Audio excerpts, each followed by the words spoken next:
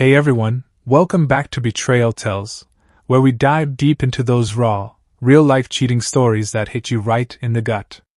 I'm your narrator, and today, I've got a story that'll keep you glued to your screen. Picture this. It's midnight, the house is so quiet you can hear the clock ticking in the hallway, its rhythm like a heartbeat counting down to something I didn't yet understand. My wife, Sarah, slips through the front door, her heels clicking softly on the hardwood floor, like she's trying not to wake me. But I'm awake, sitting in the dark living room, the weight of a whiskey glass cold in my hand. She doesn't see me at first, but then her eyes catch mine, and she flashes that smile, too bright, too practiced. "Honey," she whispers, her voice dripping with that fake innocence she'd perfected. "I've been out all night, and I just need some attention from you." Her hand reaches for mine, her perfume, a new scent, not the one I bought her, filling the air. I pull back, my heart pounding, because I know exactly where she's been. I know who she's been with. And my reply? It wasn't the warm hug she expected. It was the kind of response that shattered our broken marriage drama into 1,000 jagged pieces and left her packing her bags by dawn. How did we get here? How did a love that felt unbreakable turn into a cheating wife story full of betrayal and heartbreak? Stick with me, because this tale is packed with suspense, twists you won't see coming, and a moral dilemma that'll have you questioning forgiveness versus revenge in marriage. If you're already hooked, smash that like button, and let's dive into this emotional relationship story. Let's rewind to the beginning, because every story like this starts with the good times, doesn't it? Sarah and I met in 2012, at a college frat party in Austin, Texas. I was the nerdy engineering major, always buried in code or calculus, not exactly the life of the party. Sarah, though, she was a force of nature. A communications major with a laugh that could light up a room, she had this way of making you feel like you were the only person in the world. I remember that night vividly. She was in a red dress, leaning against the wall, holding a cheap plastic cup, her eyes scanning the crowd. Our eyes locked, and she smiled, a little mischievous, like she knew something I didn't. "You look like you're solving world hunger over here," she teased, nodding at my untouched beer. I laughed, stumbling over my words, but we ended up talking until 3 a.m., about her dream to work in advertising, my plan to build software that'd change lives, and everything in between. By the end of the night, I had her number, and she had me wrapped around her finger. Fast forward 2 years, and we were standing in a small church in her hometown, saying, "I do," under a Texas sun that felt like it was blessing us. The air smelled of jasmine from her bouquet, and her white dress hugged her curves like it was made for her. Our families cheered, my mom crying in the front row, and I remember thinking, this is it.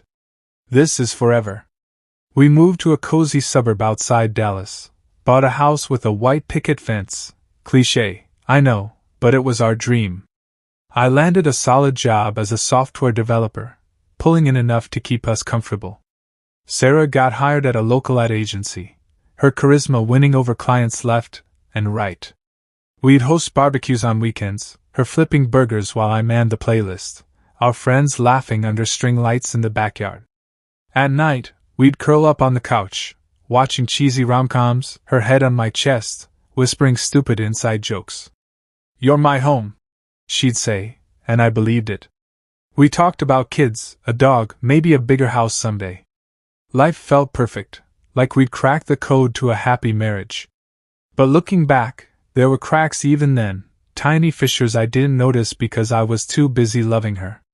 Sarah had this restless energy, like she was always chasing something more excitement, more thrill. I'd catch her staring out the kitchen window during dinner, her fork hovering, her mind somewhere else. "What's on your mind, babe?" I'd ask, and she'd snap back with a smile, too quick, too polished. "Oh, just work stuff. You know how it is." I'd nod, trusting her completely. Why wouldn't I? She was my wife, my partner, the woman who'd promised me forever. But those moments lingered, like the first open loop in this nightmare, a hint that something wasn't right. One night, early in our marriage, we were lying in bed, the moonlight spilling through the curtains. Her fingers traced lazy circles on my chest, and she turned to me, her voice soft but serious. Promise me we'll always keep the spark alive, no matter what. I laughed, pulling her close. Of course, Sarah. You're my everything. Those words would come back to haunt me, the first thread in a tapestry of betrayal and heartbreak I couldn't yet see. By 2017, 5 years into our marriage, things started shifting. It was subtle at first, like a shadow creeping across a room you thought you knew. Sarah got a big promotion at work, senior account manager at the agency. Her days stretched longer, her phone buzzing with emails at all hours. Client meetings running late. She'd text around 7 p.m., her words clipped, impersonal. I'd reply, "No worries, love. See you soon." I got it, the ad world was cutthroat, and she was climbing the ladder. But then 7 p.m. turned into 9, 10 p.m., with calls instead of texts. "Babe, don't wait up. We're brainstorming over drinks with the team." Drinks? With who? The question nagged at me, but I pushed it down, telling myself it was just my imagination. I was busy too, coding late into the night on a big project, my laptop glowing in our home office while the house sat quiet. Trust was our foundation, wasn't it? I couldn't let doubt creep in. But one evening I came home early from work, my head pounding from a long day. Sarah was in the bathroom, getting ready to go out. The mirror was fogged from her shower, and she was applying lipstick, a bold red shade I'd never seen before. The air smelled of a new perfume, floral but sharp, not the soft vanilla she usually wore. "Where you headed?" I asked, leaning against the doorframe, trying to sound casual. She jumped a little, her mascara wand pausing midair. "Oh, just a team happy hour," she said, her voice a touch too bright. "Nothing big." She kissed my cheek, her lips sticky with gloss, and rushed out, leaving a cloud of that unfamiliar scent behind.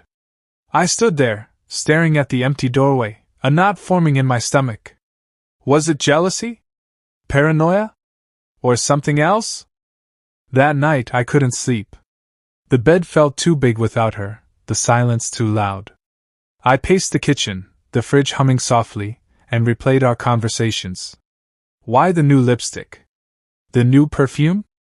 She'd been shopping a lot lately, sexy dresses, heels that screamed, night out, more than office meeting. And her phone, God, it was like an extension of her hand now. She'd tilt the screen away when I walked by, laughing it off with, "Just work emails, babe. Boring stuff." But one time, I glanced over her shoulder as she sat on the couch, and a message popped up. "Can't wait for tonight, winky face." A winking emoji, bold as brass. My heart skipped. From who? She swiped it away so fast I barely caught it, but that wink burned into my brain like a brand. Was this the start of the betrayal and heartbreak? I didn't know yet, but it was the first real open loop, a question that refused to be ignored. The next few weeks were a blur of suspicion and denial. Sarah's late nights became routine, home at 10, 11 p.m., sometimes later, her hair slightly mussed, her makeup not quite perfect. She'd smell faintly of cologne, not mine, not the cedarwood scent I wore. I'd ask about her day, keeping my tone light, but her answers were vague, slippery. "Oh, you know, the usual chaos at work," she'd say, pouring herself a glass of wine and changing the subject. Our intimacy faded too. She'd roll over in bed, claiming exhaustion. "Not tonight, honey. Rain check?" I'd lie there, staring at the ceiling, my mind racing with questions I was too afraid to ask. Was I imagining things? Was there someone else pulling her away from me? The clues started piling up, little breadcrumbs leading to a truth I wasn't ready to face. One day, I found a receipt in her purse. Dinner for two at a fancy Italian place downtown, $120 with wine. We hadn't been there in months. "Work dinner," she said when I asked, her eyes not quite meeting mine. Another time, I found a hotel keycard in her coat pocket, the kind with a magnetic strip and a logo I didn't recognize. "Must be from that work trip last month," she said, snatching it away, but her fingers trembled. "Lies?" Or innocent mistakes? The suspense was eating me alive, like I was living in a thriller movie where the audience knows the twist is coming, but the hero's still in the dark. One Saturday morning, I decided to test her. We were on the porch, sipping coffee, the air crisp with fall. Birds chirped, the neighborhood quiet except for a lawnmower in the distance. "Sarah," I said, setting my mug down, "is everything okay at work? You seem distant." She froze for a split second, then smiled, her eyes crinkling at the corners. "I'm fine, really. Just stressed with a new client." "Why do you ask?" Her voice was smooth, but I caught the slight hitch. I pushed, keeping my tone gentle. "You've been out a lot." "With who?" She laughed, a little too loud, a little too forced. "The team, silly. You know, Mark, Lisa, the usual crew." Mark. The name hit like a dart. Her boss, the charming executive she'd mentioned in passing, tall, slick, always dressed like he stepped out of a magazine. "Yeah, Mark's been great," she added, her voice softening. "Really pushing me to grow." There was a lilt when she said his name, a warmth that didn't belong. Jealousy flared, but I swallowed it. "Cool," I said, forcing a smile. "Maybe we should have them over for dinner sometime." She nodded quickly. "Sure, yeah. Sometime." But that dinner never happened, and another open loop dangled in the air. If you're feeling that knot in your stomach, wondering where this is going, hit that subscribe button for more real lifestyle stories like this. And comment below, have you ever picked up on those little signs in a relationship? Let's keep going, because this is about to get wild. The pattern continued, the cracks in our marriage widening. I tried to bridge the gap, planning date nights, surprising her with flowers, but she'd cancel last minute. "Work emergency," she'd say, already halfway out the door. One evening, I couldn't take it anymore. She was in the shower, her phone on the kitchen counter, buzzing with a new message. My heart pounded as I picked it up. Password? Our anniversary, still the same, thank God. My hands shook as I opened her texts. There it was, a thread from Mark, I assumed. "Last night was amazing. Can't stop thinking about you." Heart emojis, flirty banter, nothing explicit but enough to make my blood run cold. "See you tomorrow, beautiful." I snapped photos with my phone, my fingers clumsy, then put hers back before she noticed. When she came out, wrapped in a towel, humming softly, I played it cool. "Feel better?" I asked. She smiled, oblivious. "Much. Let's watch a movie." But as we sat on the couch, her head on my shoulder, all I could think was, "Who are you, Sarah?" That discovery flipped a switch in me. I became a detective in my own home, obsessed with finding the truth. I'd check her phone's location history, turned off, which was new. Her email? Nothing obvious, just work stuff and spam. But then a memory hit me, sharp and vivid, last Christmas, at her company party. The ballroom was decked out in twinkling lights, everyone in cocktail dresses and suits. Sarah looked stunning in a green dress, her hair swept up. I'd been chatting with a colleague when I saw Mark pull her aside, his hand on her elbow, whispering something that made her blush. She laughed, touching his arm, and I'd brushed it off as holiday cheer. Now, that moment replayed in slow motion, the first clue I'd ignored. Was that when it started? The betrayal and heartbreak were taking root, and I was too blind to see it. I started noticing everything. Her whispering on the phone in the garage, hanging up when I got close. "Wrong number," she'd say, but her eyes darted away. A new necklace, a delicate gold chain with a tiny heart pendant, appeared one day. "Client gift," she claimed, but I'd never seen her wear anything like it. Then there was the bank account, our shared one. I logged in one night and found charges I couldn't explain. Lingerie from a boutique downtown, $200. "For us," she said when I asked, her cheeks flushing, but we hadn't been intimate in weeks. My heart ached, the emotional relationship story we built turning into something dark and unrecognizable. One rainy Tuesday night in late 2018, everything escalated. Sarah texted she'd be home by 8 p.m., but 10 rolled around, then 11, no sign. I called, straight to voicemail. Worry turned to anger, my mind spiraling with images I didn't want to see. Finally, at 11:30, she stumbled through the door, her makeup smudged, hair tousled, the smell of that unfamiliar cologne clinging to her. Sorry, babe, she said, kicking off her heels. Meeting ran late, then traffic was a nightmare. But her blouse was buttoned wrong, one button off, screaming carelessness. My stomach dropped. Sarah, what's going on? I demanded, my voice shaking. She froze, her purse slipping to the floor. Nothing. Why are you accusing me? Her voice cracked, tears welling up. Accusing? I hadn't said the word. Cheating. But her defensiveness screamed guilt. We argued, our first real fight in years. You're being paranoid, she yelled, her hands flying. Maybe if you gave me more attention, I wouldn't need to stay out. Attention. That word hit like a slap, echoing in my mind. I backed down, apologizing, but the seed of doubt had sprouted into something I couldn't ignore. Was this the cheating wife story I'd been dreading? If you're feeling that suspense building, like I was back then, don't forget to like this video. And tell me in the comments, what would you do if you saw those signs? Let's keep unraveling this. The fights became more frequent, each one chipping away at the foundation we built. I tried to reconnect, cooking her favorite pasta, suggesting a weekend getaway, but she was always too busy. One night, I overheard her on the phone in the study, her voice low, urgent. Mark, I can't keep doing this. He's starting to notice. My blood ran cold. I burst in, my heart hammering. Notice what? She dropped the phone, her face pale as death. Nothing. Just work stress. But Mark's voice echoed from the speaker before she hung up. Sarah, calm down. I grabbed her wrist, not hard, just desperate. What's going on with you and Mark? She yanked away, tears streaming. You're crazy. There's nothing. But her eyes, those eyes I used to get lost in, told a different story. We screamed, accused, the house echoing with our pain.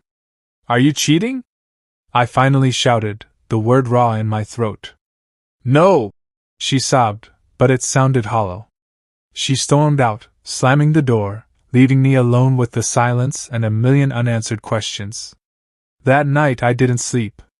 Flashbacks flooded in, our honeymoon in Hawaii, dancing barefoot on the beach, her whispering, "You're my forever." The time we painted the living room, laughing as we smeared blue paint on each other's faces. Now, it all felt like a lie. I cried, the first time in years, the weight of this broken marriage drama crushing me. What was next? Revenge on cheating spouse?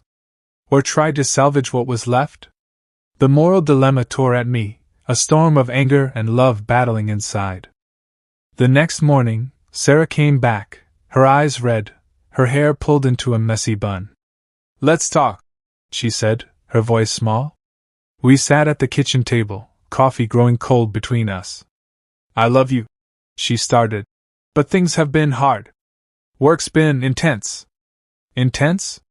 I listened, my jaw tight, as she confessed, not the full truth, but close. Mark and I, we've been close.